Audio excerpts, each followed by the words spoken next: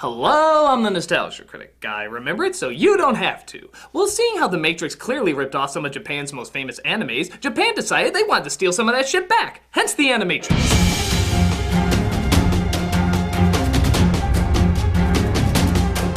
After the success of the first Matrix movie and in between filming the Matrix sequels, several animators and storytellers, including the Wachowskis, decide to get together and do a series of shorts based on the idea of the Matrix. The result is the Animatrix, an anthology that many claim is actually better than the Matrix films themselves. In many respects, they're kinda right. In others, well, let's just say the subtlety of the Matrix mixed with the subtlety of Japan is anything but subtle.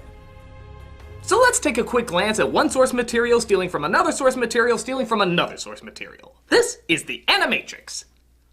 The first one is The Final Flight of the Osiris, a CG short written by the Wachowskis. And boy does it show.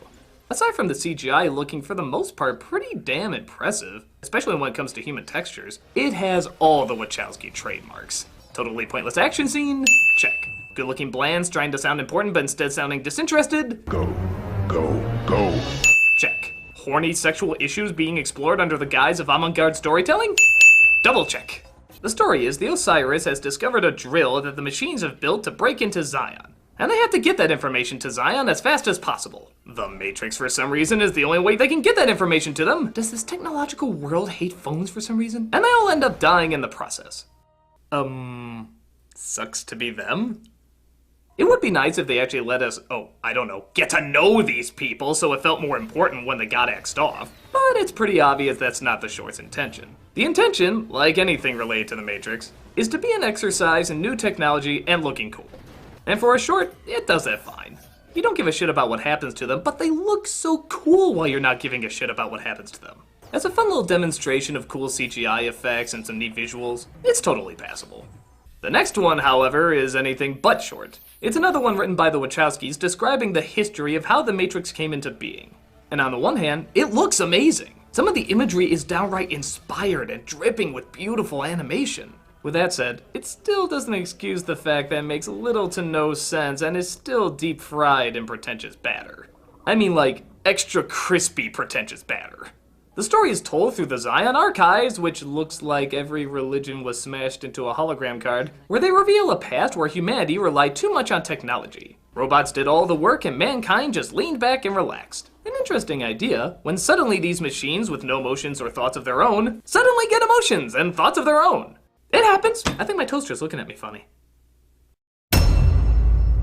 This apparently spawns from one of them murdering his owner because he didn't want to be deleted. Of course, if these things were supposed to be programmed with emotions before, it's pretty obvious this would happen a long time ago, but because two popular commentaries are life just happens and man equals bad, they decide they do suddenly have feelings now. But mankind, being stupid evil us, decides to destroy them all and doesn't care for their emotions that may or may not be there programmed in originally. Oh, the confused manity.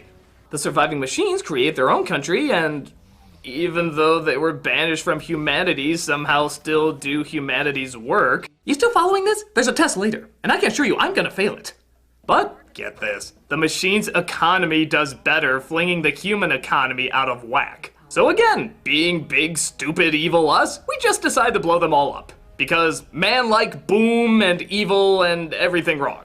But the machines survived and decided they had enough, so they begin to enslave mankind. So our big dumb idiot commentary selves go to the obvious logical conclusion, destroy the sky. Yeah, because they're solar operated, this would apparently destroy them all. But even that doesn't work. Again, totally not explained why. As the machines finally enslave all of humanity and eventually form the Matrix to feed off of our energy. I guess we suck. Bye. So, I'm just gonna come out and say it, the shock value in this is beyond exploitive. There's some damn gritty acknowledgements of Nam, the Holocaust, street riots, real crime scenes, and they tried to make them as disturbing and gory as possible, desperate to get some sort of emotional reaction. Now don't get me wrong, I have nothing against intense imagery. If it's fit and it's deserving, I say go for it. Take us out of our comfort zone. But for a science fiction story, it doesn't really explain the science nor the fiction in any logical sense. We can't get behind the emotion of it because on top of there being no one to connect with, there's just no rational progression to what's going on. Commentary is supposed to explain why or how something is the way it is, where this seems more focused on getting an emotional response with disturbing imagery, but no reason why. But with that said, it is still something to admire just on its visual ambition. I could totally see someone getting ideas for a stronger project just based on its dramatic layout. But in terms of making any sense or becoming emotionally invested, this is definitely not the place to look. Kid Story is the last of the Wachowski-written shorts, and give it credit that it at least attempts to make an emotional connection this time, or at least feel something resembling an emotional experience. Most of it focuses on a high school boy who spends his time on the computer trying to follow the path Neo and Trinity left behind. Eventually, Neo gets in contact and agents try to capture him. We have a long chase scene, and in the end, he literally makes a leap of faith and somehow gets broken out of the Matrix. Again, explaining is just for people who want to make sense of things. And we see that Neo and Trinity are there to greet him. You'd save me. You saved yourself. On the one hand, this could very easily be a recruitment video for a cult. Trust our faith, drink the Kool-Aid, and off yourself. Trust me, you'll be okay. But I think the idea behind it is more dedicating everything you have to something of value that you truly believe in. And don't get me wrong, it is a little sketchy, especially seeing how the kid commits suicide and gets rewarded for it at the end. I think it's pretty obvious that's gonna press some buttons for some people, but I'm gonna make the assumption that's not the short's intention. The intention is to create an experience of a rush. A rush of the world around you speeding up, slowing down, looking detailed, looking sloppy, and all of it building up to this great big moment of truth. It still makes no sense, but it does manage to capture a true experience. You feel the panic, you feel the intrigue, you feel the fear. You feel like the adrenaline itself is putting you in another world. And as that goes, it's pretty well directed.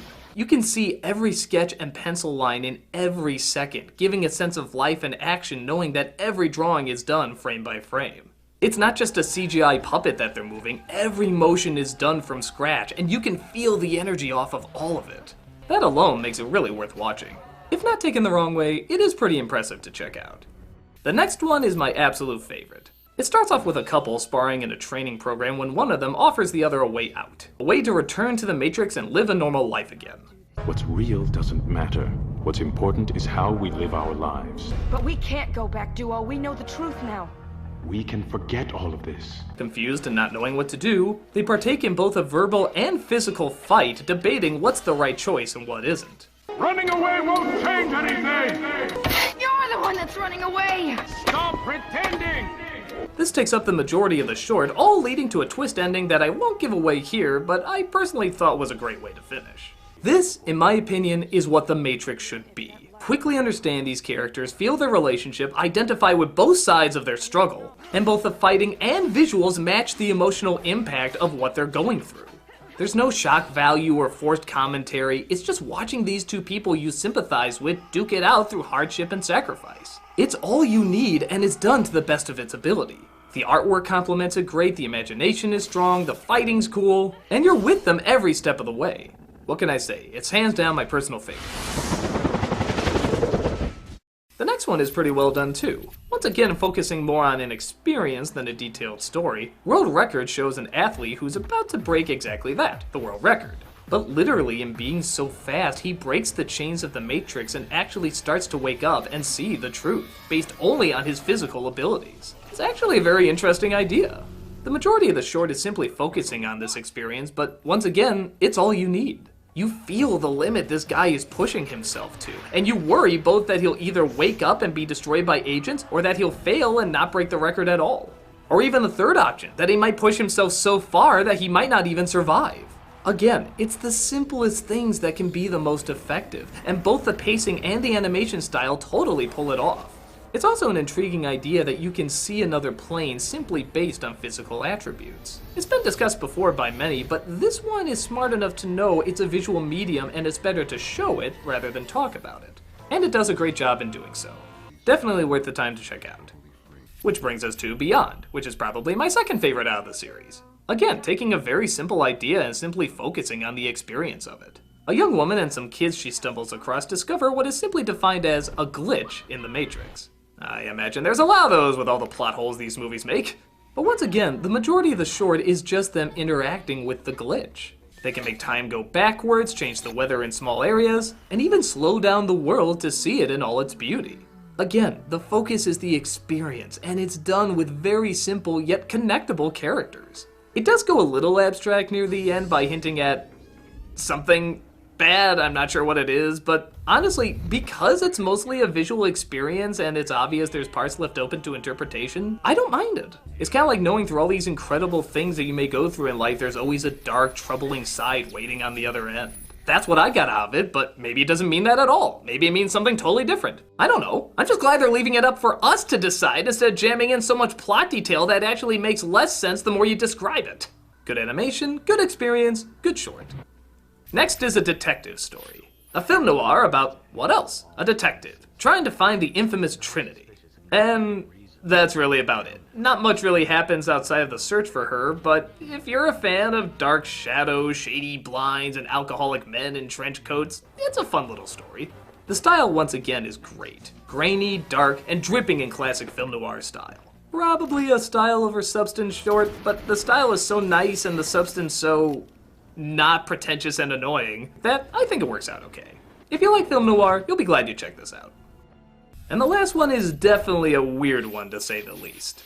It starts out on the surface of the real world, still as apocalyptic as ever, as a rebel is chased down by machines. But it turns out she's part of a team that captures machines and reprograms them to think they're in a reality where they need, nay, want, to serve mankind. Sounds familiar, right? Turning the tables a little bit. They show it things like games, entertainment, lust, identity, trust, and all in probably the strangest, but still creatively entertaining way possible. You might be spending half the time asking yourself why they look like Aeon Flux, and that's because the same designer worked on both. The other half, you'll be wondering what you're even looking at, but still kind of sucked in as to how they're winning over this machine using entirely visual means, with no dialogue whatsoever.